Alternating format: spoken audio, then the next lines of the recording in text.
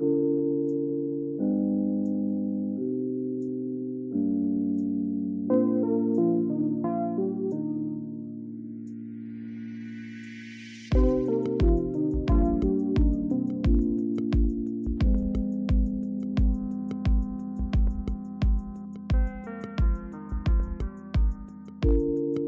hello, everybody. Welcome to another post-game live stream podcast thing with the Missing Wolves. I'm Andrew Dukowitz from Zone Coverage and Kyle Theige from the Dane Moore podcast joining. How's it going, man? What's up, buddy? Thanks for letting me let my dog outside.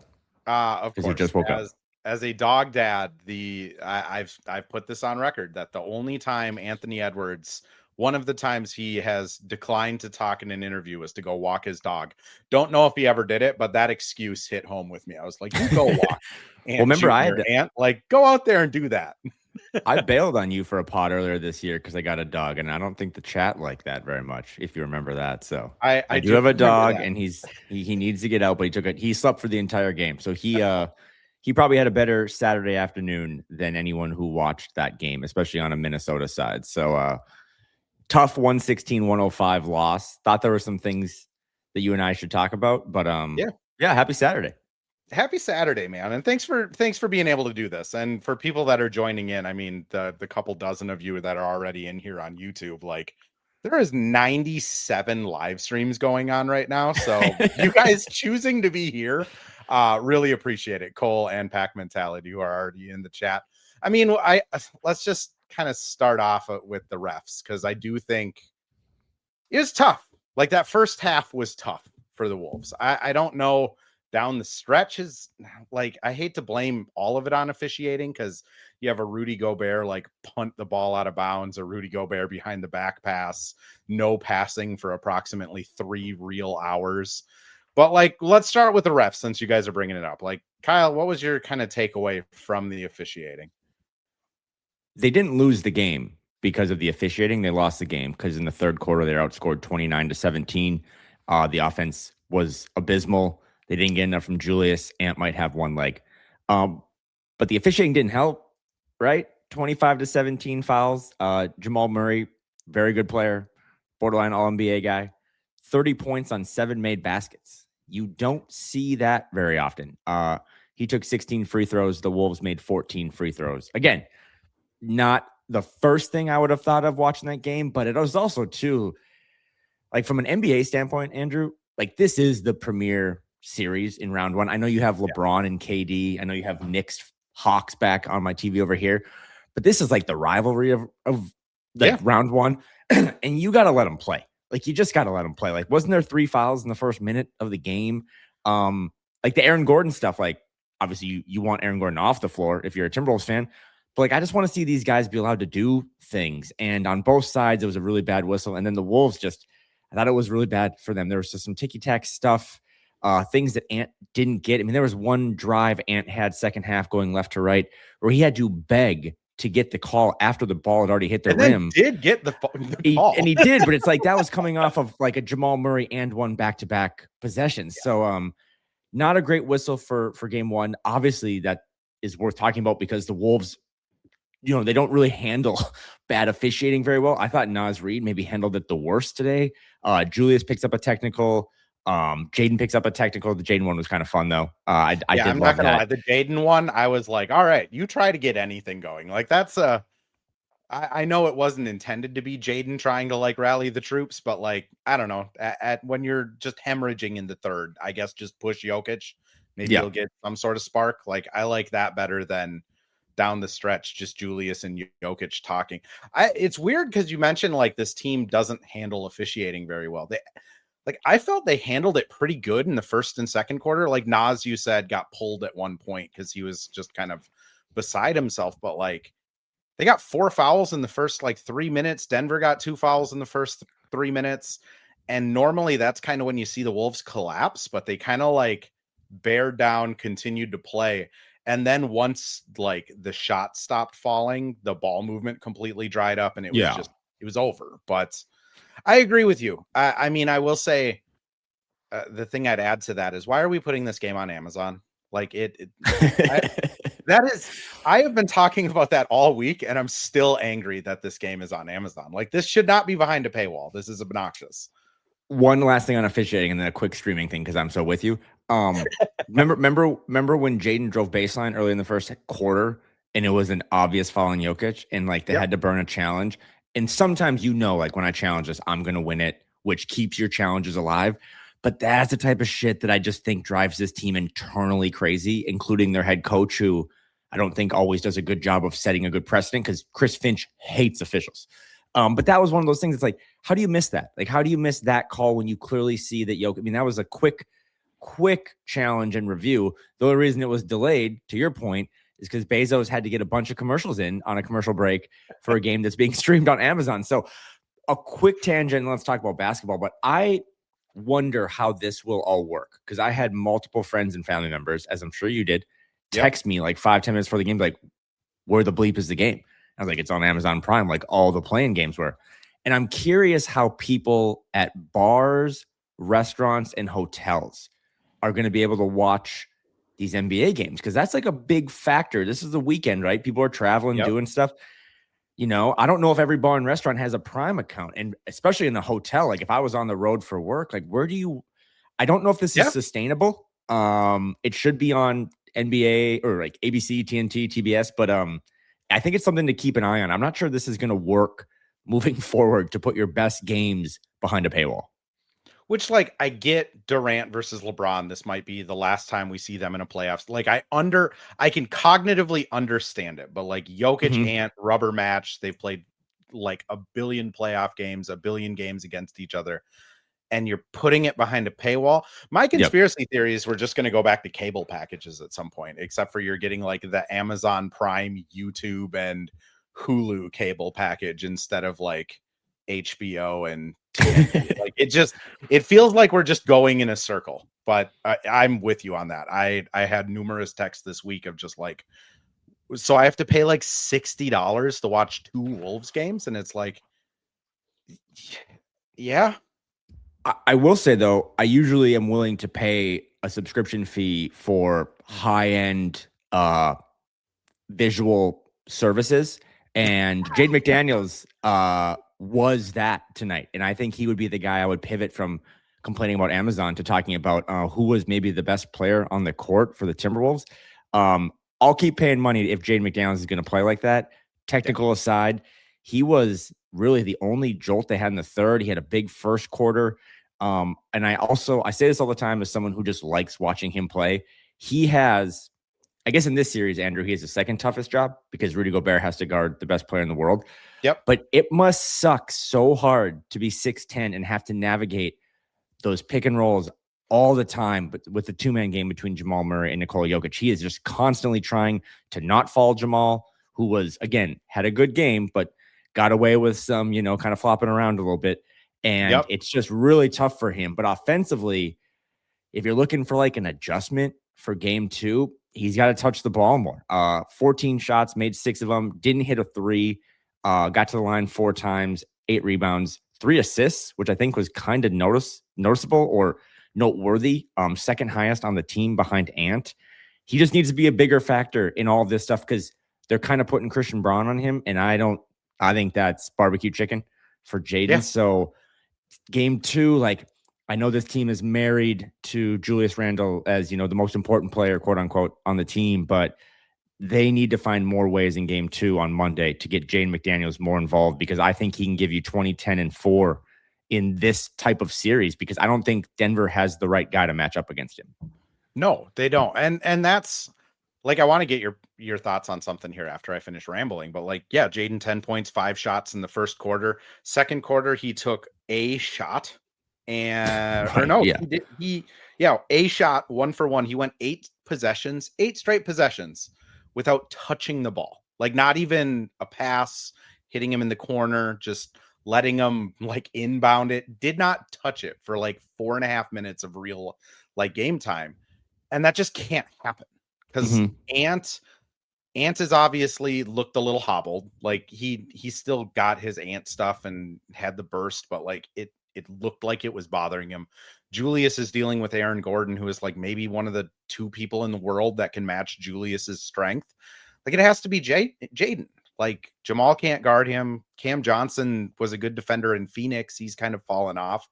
And Christian Brown just is, I mean, there's no way. So it was really discouraging how it seemed like when Ant and Julius were in the game from the second quarter on, Jaden was just an afterthought, which kind of my question is like, and this might be going out on a limb, but you and me are probably vice president of the Jaden McDaniels needs to have higher usage club. Like he just has to be trusted to run stuff. Like make Jaden your de facto point guard. Like he passes to Rudy. He makes good reads. He doesn't do a lot of stupid stuff. Like at this point, just give the ball to Jaden and let him make some decisions. Yeah, the 0 for 4 from 3 was kind of obnoxious because he was having a really good season from 3. Although I think in like March, he shot like 29.5%, but he's added that a little more to his game. Maybe he's not Aaron Gordon, but so I would expect that to kind of just result back to like him shooting 50% in game 2, but to getting the ball in his hands more. I just, again, if you look at the box score of who Denver played tonight, they played 9 guys, but really kind of 7 because Valanciunas and Spencer Jones each played under 10 minutes. Obviously, Spencer Jones, maybe throw him on Jaden for a possession, but Tim Hardaway Jr., Bruce Brown, Christian Brown, Jamal Murray, Cameron Johnson, none of those guys have a chance. And Aaron Gordon is so special to what they do. Kind of a lost opportunity there, I thought, in the first half when he went out with 3 fouls. Like you should have, we talk about the non-Jokic minutes, probably should have built a better lead when he was on the bench. But he's going to have to guard Ant or Julius. So then again, it's like, who's going to guard Jaden? Rudy, I thought, had a good offensive game, but no one's going to be worried about him. He'll continue to catch things around the rim and stuff. So I'm totally with you. I don't know if they're going to like, inbound the ball to him after a made basket, but just can you get him coming off a screen? I mean, he has those long strides, but he also has perfected the Kyle Anderson like start-stop thing. Yeah, so I'm with you. As we try to figure out what are some game 2 adjustments, or how do you? Because again, I don't leave that game. I know at the top was it Cole said that felt winnable. Totally with you. Yeah, but I'm not like really changing my predictions or my feelings on that. Like home team wins game 1. See you on Monday. But I think Jaden needs to at some point. Chris Finch always calls him the barometer of their offense. They lost that game, in my opinion, Andrew, because their offense let them down. I mean, 116 seems like a lot, but that Denver offense is historically good. And if you would have told me 4 hours ago before I logged into Prime, the Wolves are going to hold them to 116 and Jokic under 30, I would have been like, I bet you they win that game. So more Jaden on Monday in game 2 has to be kind of one of the top things for Chris Finch and his staff. I thought for sure this first game would be weird and it would be like 135, 130. Just like, they're just throwing stuff at the wall. Like Wolves are doing weird pace stuff and the Nuggets are just a juggernaut. But like, no, the Wolves defense was fine. Like Rudy, this might have been like the best Rudy isolation defensive game against Jokic, like in a Wolves uniform. I'm trying to like think back. Normally Jokic does kind of cook them for 20 or 30, or at least like gets 18 or 20 assists. But like Rudy was great. When Rudy wasn't on him, they went small with Kyle and had like Ant or Jaden kind of poking at him. Like the defense was good. It was just that third quarter, their offense was just awful, which honestly, I know during that third quarter, a lot of people on Twitter, not going to out names, but we're like, for the love of God, just put TJ in there. And I kind of commented back on a couple of the we need TJ in the game comments of like, he's not going to get the ball. Like Ant and Julius just, I mean, if Jaden's not getting the ball, TJ's not going to get it. Nas was exactly. So then it's like, if you're Chris Finch, you're throwing Kyle Anderson and Mike Conley in, who like Mike had a pretty good game. Kyle, I think, was fine, but like, that had to not been on the script before they took the court. I think it was just a desperation. Like, we got to get the ball moving again, which Jaden gets the ball more. I think my number 2 thing they got to fix is just the ball movement has to be better.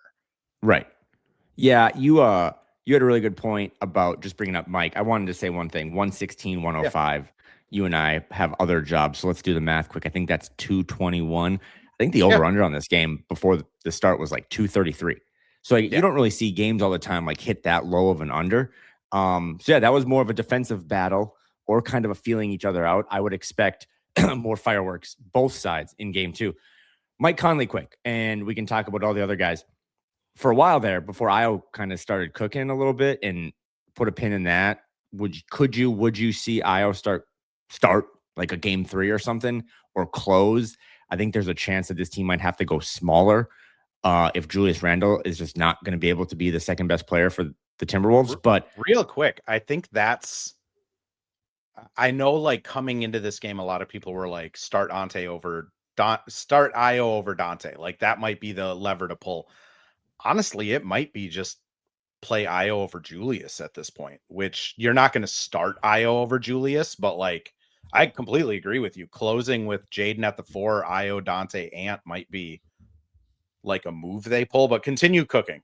Well, Io ended up finishing with 14 points, 3 for 7 from 3. Never going to be a pretty shot, like a physical shot, but Yeah.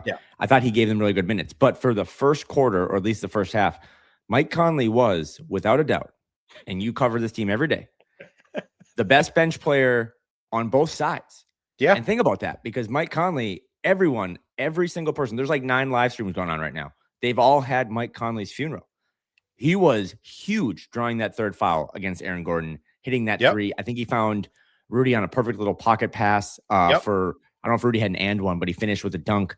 That's awesome, Andrew. Also, that's also concerning. And I say that kind of as like a Nas Reed WTF. Like, if Mike Conley, and again, Io ended up taking the game ball for bench players, but Mike Conley can't be the best bench player for this team.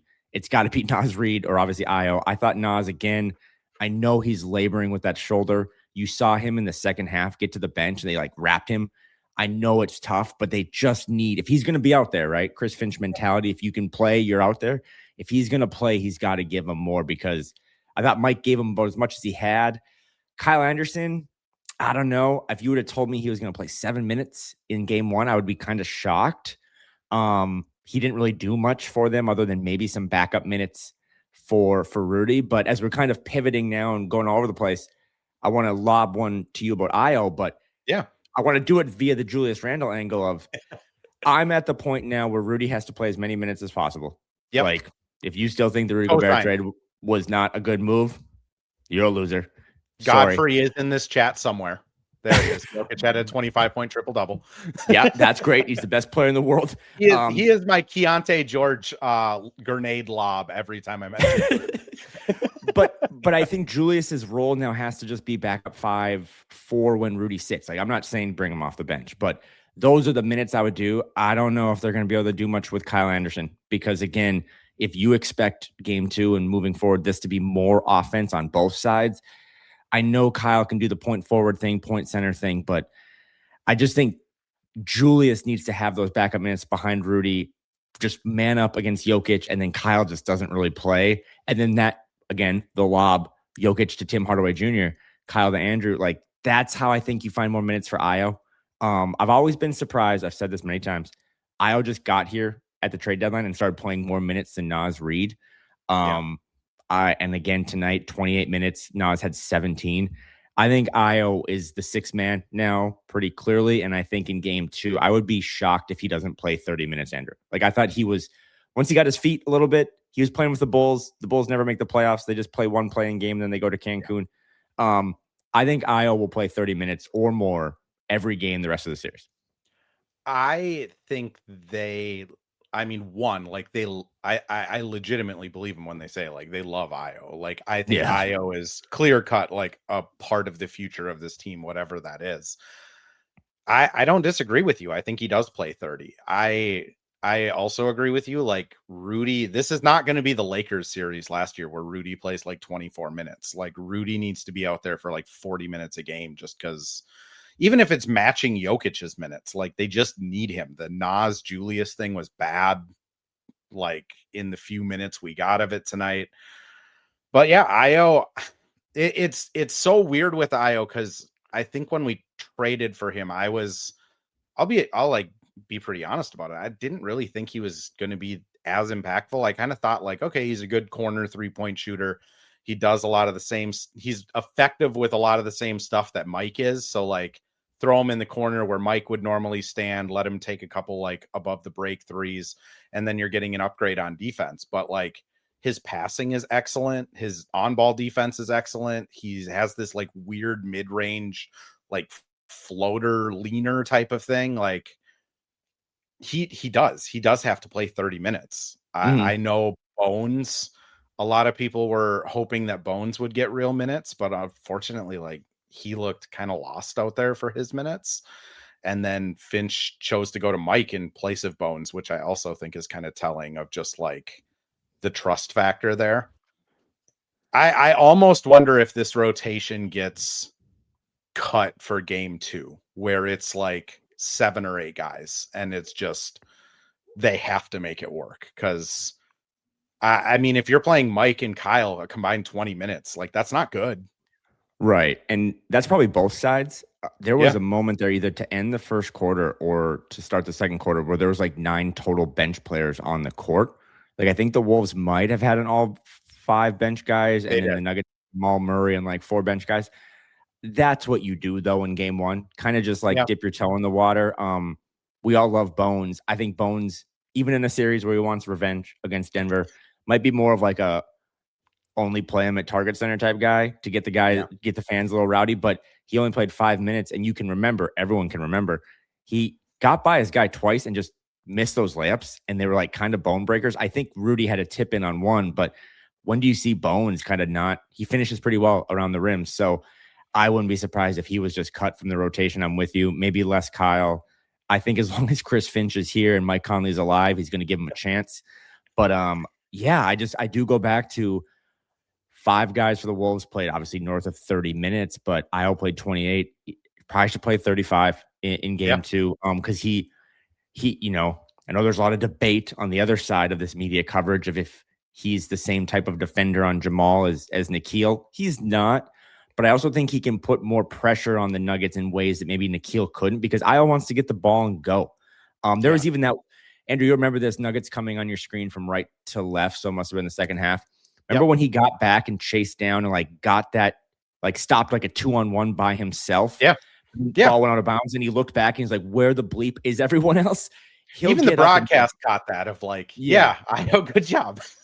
Not as cool as when Dante broke up a 4-on-1, by the way. That was, I haven't seen that in a while. But I think Io's just got to play the 6 most minutes, maybe the 5th, depending on what you're getting from Julius right now. Or maybe we should have started with this 22 minutes ago. But tough loss, down 0-1. Nothing actually matters if Anthony Edwards' knee isn't good. Yeah. And we've watched enough Ant games. He gave you a little burst there. He tried to hit a couple threes, but that's not, not making excuses even. That's not Anthony Edwards that we know and have come to love. And if he is not 100%, I just don't really see a way for them to win this series. Because again, Denver didn't play well. They'll probably say that post game. Minnesota definitely didn't play well. They'll say that post game. But if they don't have that burst from Ant to give you those little 7-0 runs by himself and get people going, get his teammates going, I just don't know how they have a chance to stop the best player in the world. What's so interesting with the Ant thing too is like Aaron Gordon, the couple times he guarded Ant, he can't keep up with Ant like laterally. Like Ant can just kind of go by him. This should be a series where Ant is pushing 40 every game. And it felt like there was a lot of like settling until Ant like had to go at the rim. And then once he started going at the rim, it was obviously successful, but like he didn't look, I'll put it this way, like he didn't look as bad as he could have, I guess. Like he's played 3 games in the last 2 months. Like there's going to be some rust. Runner's knee doesn't get better. Like I know everyone's turning into like, armchair doctors, but it just doesn't. It's something that he's going to need to legitimately not put weight, walk, run, anything on it for like 2 months. And then the inflammation will go down and he'll probably get better. But like at this point, every time he uses it, it's going to get worse or stay the same. So it's more of a pain thing. And he looked like a dude that was in pain, but it didn't look like it was like limiting him a ton. It just looked like a guy that hasn't played a lot of basketball in 2 months. Right. And I just like you did, I'm sure I watched the Ant pregame video, or the video pregame of him like doing all the rehab and stuff on his YouTube channel. Yeah, there was just, how many times did the broadcast call it out that Ant went up, skied for a rebound, came down and kind of winced? Yeah. Like, it's just like, that's runner's knee to a T. Like, it just kind of hurts. Anyone who's had it knows it sucks. Like, it just sucks. He's not gonna like blow his Achilles out because of it. Hopefully, knock on wood. I'm knocking. Yeah, wait, okay, cut that. R&D, cut that. No, it's more of like, I was thinking ACL. Like, it's not like you tear your ACL and like you kind of know, like it just nags. But when your kneecap nags and you're in this series or many series, like the most athletic guy on the court, like that's just tough. I also thought too, I know he had 3 blocks, but he was getting absolutely fried defensively, just like covering a guy in the first quarter. Like Cam Johnson kind of got off there for a second because Ant just couldn't really navigate screens as well. So it's not really an excuse. It's just more of an observation. That's probably why the Nuggets coming in were like minus 380 on certain sports books to win this series, because Vegas always knows, right? And like, if Ant is just not able to be himself and to be the guy that went toe for toe with Kevin Durant, or, went toe for toe with Jokic in that series a couple of years ago, they probably don't have enough, which is also kind of funny because I do think this team is deep, but it also kind of just segues. If Ant's not right and they don't have enough, then I do put more of the onus on like, okay, then Julius Randle, like, we need more. And they don't lose the game because of the refs, and they don't lose the game because of Julius, but Julius was 16 points on 7 of 16 shooting, 2 assists. Like, that's, the Nuggets basically said, you got to shoot. And you go watch those like 4 or 5 pick and rolls that Julius ran with Rudy. They just went under him and they said, you're going to have to beat us by shooting 0 for 3 from the 3-point line. Obviously, you've watched all these games. Julius's 3-point shooting has gone up and come down multiple times, like the price of oil. So I just don't know what they're going to do with him, but they need more in game 2, maybe even game 3 moving forward. And if they don't, it gets my wheels spinning a couple of years ago when Finch like finally just sat D'Lo, right? Like, I'm not putting D'Lo and Julius in the same bucket here. Julius is so much better, but if they're not going to be able to get enough from the second best offensive player on this team, Chris Finch is going to have to finally pull a lever and move somewhere else. But yeah, I thought it was a disappointing game from Ant. He's out there, right? I know he's hurt, but you got to play better. And then Julius too, like, if they're going to challenge you to make shots, man, you got to make shots. So like, the Julius thing is so frustrating because you see it. You see like the flashes, right? Like, but then the second quarter, I want to say it was like the left side above the break. He just did like this little kind of like pick and roll with Rudy where he did kind of like a step back 3 and clanged it. Yeah. And then the next possession, he did it from the other side, like the right above the break side, like wing 3, and clanged it. And then the next possession was like Ant doing a step back 3. And then you can just tell everybody's just like, oh, if I don't shoot it, I'm not getting the ball back. And then it just spirals until Mike comes in the game. And then like the ball starts moving again. But like honestly, a lot of this team needs a point guard stuff. I kind of brush off of just like, I mean, do they really need a point guard? Like, that's the stuff where they need a point guard, where it's like, okay, Julius, you just bricked 2, Ant, you just bricked 1. We're running a pick and roll with Rudy and just going to get a lob. Like, we just got to run something simple where 2 or 3 people touch the ball on this possession and like it makes sense, which I do think that's where Randall, kind of like D'Lo, kills the offense, because D'Lo would do that type of stuff too, where it's D'Lo time and then he bricks 3 in a row and everyone's grouchy. One of the popular phrases all week leading into this series was this idea of flipping the switch, right? Yep. That they were bored. They've been to the Western Conference Finals before, and when the lights got the brightest, they would flip a switch and just play excellent basketball. And I think we never did enough talking about what that means. Like, it doesn't mean just putting up 130. To me, flipping a switch is like turning up your attention to detail on little things, because there is no better player at attention to detail than Nikola Jokic. Like, he just has all the little things ingrained. Like, he is just moving the chess pieces around. And the series for me that kind of just broke my spirit was another pick and roll that I think Julius ran with Rudy, maybe in the fourth quarter, where he kind of tries to thread the needle, hits Rudy in the knees, leads to a turnover, and then just kind of jogs back And I think Jokic ends up getting a tip in on a Yep. missed shot, and that was Julius's box out. And again, this is not all Julius's fault, but those little things of like, if you see Ant is just, I mean, they all know behind the scenes, but if you see Ant is not himself, and you know your head coach empowers you probably more sometimes than fans want, you just got to give more. And I'm not just talking about shooting better numbers. Like, you got to give these hustle plays. I did like that he mixed it up late with Aaron Gordon, because I think that stuff kind of sets a tone, because like him or not, like Julius Randle is the toughest, like most physical player on this Yeah. team. And they just need more of that, because I don't think Denver always, I mean, Aaron Gordon is first team all tough too, but like after that, it gets a little thinner. And I think Yeah. Julius needs to set the tone early in game two. Because again, like him or not, like he's probably not going to get pulled for IO to start game two. Like you and I know Finch enough to not expect that, but he just has to give him more, because he's the second best player on this team by a lot of people's, opinions. And he was not the second best, third best, fourth best player for them tonight. I might even go further than that. Like it was a tough Julius game, which mini sports fan matchup best lineup. Io replaces Julius, Jaden plays 4. That's kind of what we were talking about earlier.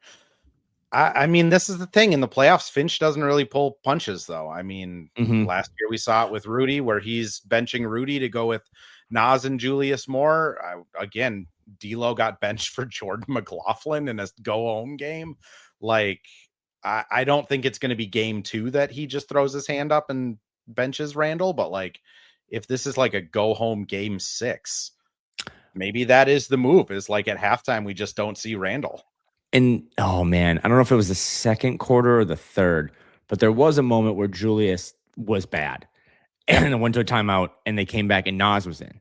Because I remember I was messaging Jake Painting. I was like, okay, Nas back in. It was the end of the second quarter, because Julius didn't close the half. Okay. He pulled him for Nas. So like that was a moment, right? Subtle, but like I know, my favorite thing is like Chris Finch made no adjustments. There was adjustments I would have preferred he made, but like he clearly was making some adjustments. But in the past, to what you were just saying, if Julius doesn't have it, when Nas had 2 healthy shoulders, he could just go to Nas. And that was an easy, well, we got this other power forward who makes $100 million. Now it's going to be more fascinating. And I would say outside of Ant's health, it's the most fascinating thing over these next 3, 4, 5, 6 games is I don't think he can go from Julius to Nas, because I don't know if Nas can give him enough with that shoulder. So does he do what the chat thinks, W's in the chat, like, does he go small? Because I thought Jaden rebounded really well tonight, 8 rebounds for his position. Obviously, Rudy was a monster on the boards. Ant had 9. Io can rebound really well for a guard. We've seen it from Dante a little bit too. So is that kind of the lever that maybe you don't pull in game 2? Series doesn't start till the home team loses, but is that like a game 3 lever where you're like, you know what, we're going to downshift, play smaller, but have more guys out there that can guard Jamal, put more of the onus on Jokic to be a scorer, because Jokic is still coming up on, like, he's going to have a 40-point game. But I also came away from that too. Like, I thought the Wolves bench was just pretty much cheeks. I also kind of thought that from the Nuggets bench. Like, I thought Bruce Brown gave him a couple high energy minutes, but Tim Hardaway was bad. Yeah. Like, that was a bad Tim Hardaway Jr. game. 20 total points from that bench. I think it was 22 for the Wolves. So neither team was like super sexy, but the Wolves do have the better bench. The Denver has, again, the best player, but the Wolves bench needs to just play better. And if it's not going to be Nas, it's going to have to be Io. I don't think TJ will ever play. I just don't. Because like you said too, if he gets out there, he should be allowed to do what TJ does best. And he's not going to be able to do that if Rudy's in the paint and Julius and Ant are out there. So I think there's some options, though. I think there's ways to figure this out more, but it does go to what we said at the top. The best player, if you did give a game ball, was Jaden McDaniels. And at some point, man, year 6, year 7, like, you just got to rip the Band-Aid off and say, all right, we might just go down with the ship, giving you more than maybe you can even handle. I would be shocked if he doesn't have an even bigger game in game 2 on Monday. Yeah. I mean, what I would add, first, says Finch didn't hold Julius accountable in the regular season, though. All that stuff. And that's fair. Yeah. I mean, that's the problem with empowering him, right? I think that's the tough part with Julius is he does need a certain amount of like confidence and support behind him to be effective. But I mean, I think most fans can kind of see the writing on the wall this season of like, there is going to be a big shift after this season, unless they win a ring. I mean, Finch isn't going to go down just like doing a solid to Julius Randle, who might be gone in 2 months. Like he certainly didn't with D'Lo. He's done other weird things like that. And to your TJ point, and someone else brought up like Jalen Clark, the issue with them is like Jalen Clark doesn't get guarded in this series. Like if he comes in, they're just like, okay, have fun shooting threes. We're going to double Ant harder. And TJ, to your point, like he's not going to get the ball. So then you just have like a below average defender that's a okay catch and shoot player that's playing like out of his rhythm. And I know the next thing, because I've talked to Twitter people enough this year, like, how does TJ get the ball? Like the inbound's going to go to Ant or Julius every time. It just, you can't, I guarantee you Finch is on the sideline telling these guys to move the ball. It's just kind of the issue you have when you have like a bunch of guys on a team that are score first kind of by nature, don't you think? Yeah. And Jalen Clark, one of the coolest dudes I've ever hung out with. Like Delightful person. I would be, and you're not supposed to say this stuff on a live mic because you can look stupid. I would be shocked if he ever checks into a game that's not a 20-point game either way. It's nothing against him, but Kyle Anderson's just a more well-rounded player. Like Kyle Anderson can guard Jokic and he can facilitate offense for other guys. And I don't think he should play. Like, where are you going to put Jalen Clark out there? As we just talked about earlier, like they're challenging and daring Julius Randle to shoot. What do you think they're going to do to Jalen Clark? I'm not necessarily sure I'm into like, hey, let's expand the rotation. I might be into more of, unless Ant's knee is falling off, like, I mean, that's another thing too. You know, the guys that put up like the bar charts with the little colors of like when a guy came in and out. I don't know if Wolves Twitter has any of those, but I'd like to see one because that was probably the weirdest Ant rotations I've ever seen. Like, I think there was like 6 minutes left in the second quarter and he hadn't really checked back in, but he also checked out early in the first. So they're telling you his knee's not right. But then he kind of came in the fourth and tried to drag him back. Again, this goes back to me saying more IO, give Nas maybe one more opportunity. I mean, maybe if we're going to get weird with it on Thursday when he gets back to Minnesota, like maybe TJ is the replacement for Nas of just like, hey, we need another bench guy to score, kind of be a microwave scorer. And Nas, you just have one shoulder and we can't trust you. So we're going to have to go to TJ, but I'm not there yet. Like I'm talking more Jaden, more minutes for Rudy. Talk to the team doctors. Like if Ant's knee can't get worse, it just can't get better until the summer. He's got to play more minutes. I thought Dante was kind of sneaky good today. You can tell Dante, he had a couple of really good hustle plays that broke up 4-on-1. He had some really important threes at important times.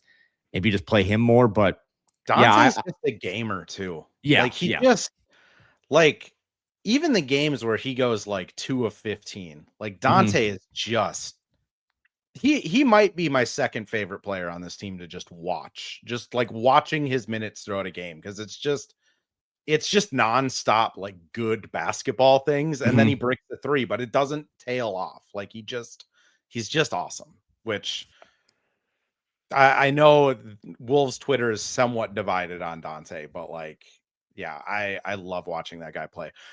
Kyle, are you on a time crunch?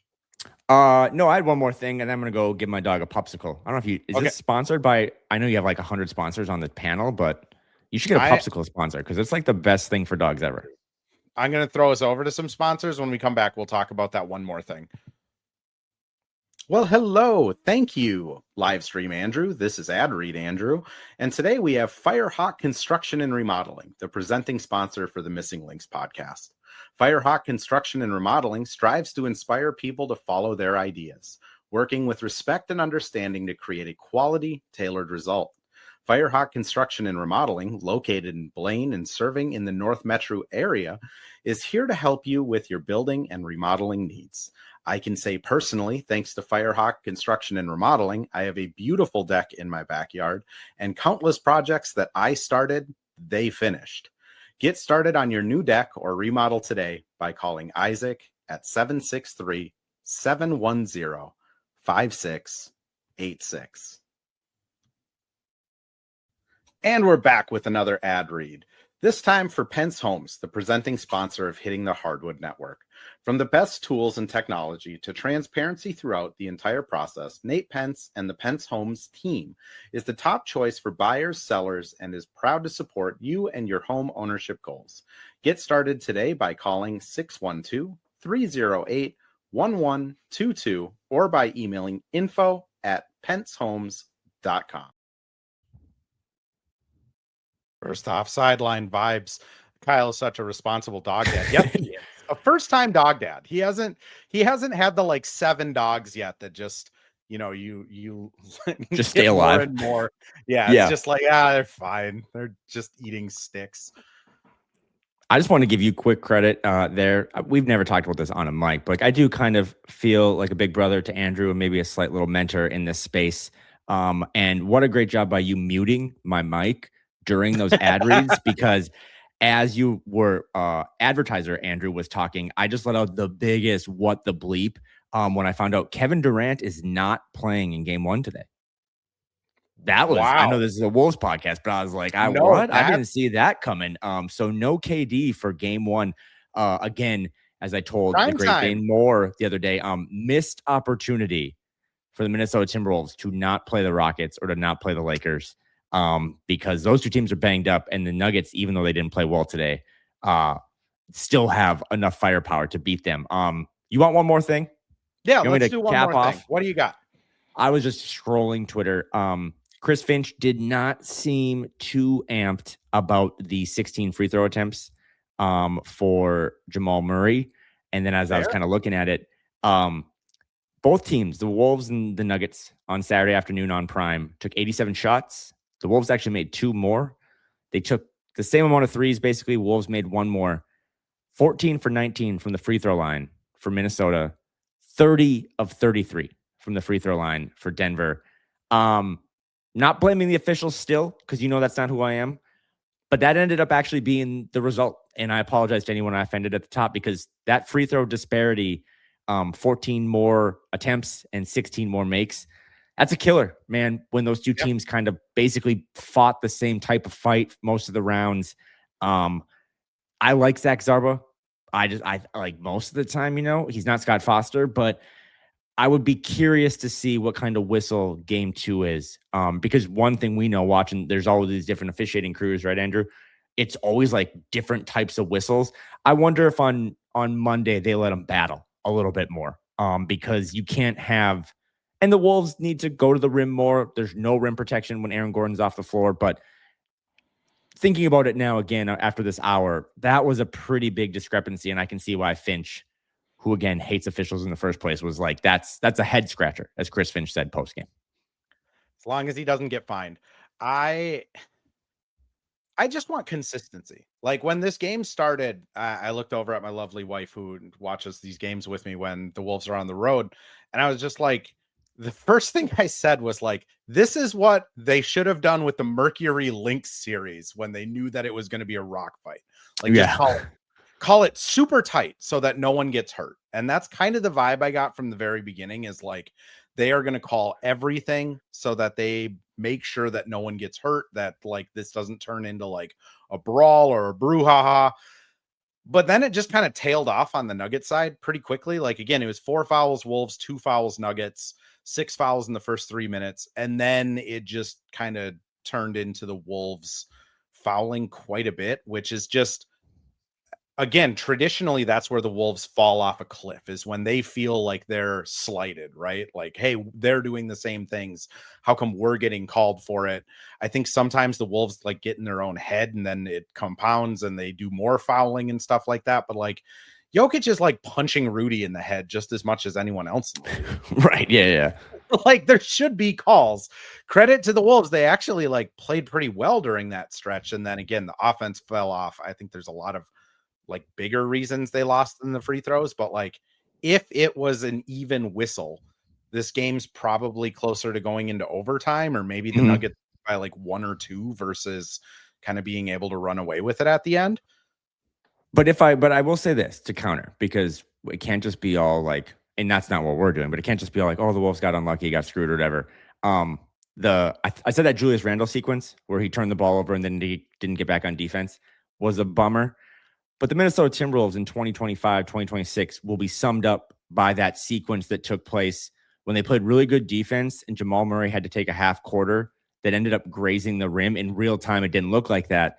But not to get that rebound, and then it led to like an Aaron Gordon dunk. And then I think on the other side, Rudy Gobert with that tip in that ended up being called a goaltend. That's, as Ant always says, that's kind of the Minnesota Timberwolves experience for this year. They just don't capitalize. When there's blood in the water, there's blood in the water in the first quarter when Aaron Gordon was out and they're up 10. You got to get that to 18 and really zap the life, really suck the life out of the ball arena.